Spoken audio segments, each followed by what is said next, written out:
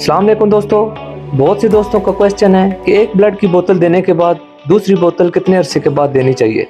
तो दोस्तों, जब कोई शख्स एक बोतल खून तकरीबन 450 ml देता है तो जिस्म फ़ौरन कमज़ोर नहीं हो जाता, लेकिन खून के सुर्खुलिये और आयरन दोबारा बनने में वक्त लेते हैं।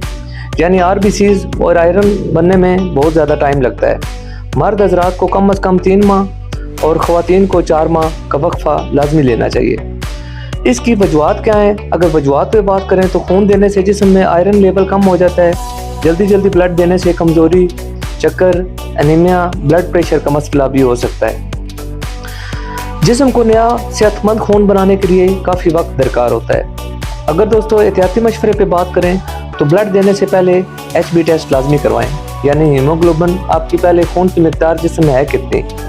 आयरन, सब्जियां और फल ज़रूर इस्तेमाल करें। याद रखें, ब्लड देना सदके जारिया है, लेकिन सही वक्फे के साथ, ताकि आप भी सेहतमंद रहें और दूसरे की जान भी बच सके। तो दोस्तों, कम अज़ कम भी ब्लड देने में 3 माह का वक्फा लाजमी होना चाहिए। और अगर ख़वातीन किसी को ब्लड देना चाहती हैं तो पहले अगर ब्लड दे चुकी हैं तो 4 माह का वक्फा इसमें ज़रूर लेना चाहिए। दोस्तों, ऐसी मज़ीद वीडियो के लिए मेरे चैनल को लाइक करें, सब्सक्राइब करें और फॉलो करें। अल्लाह हाफिज़।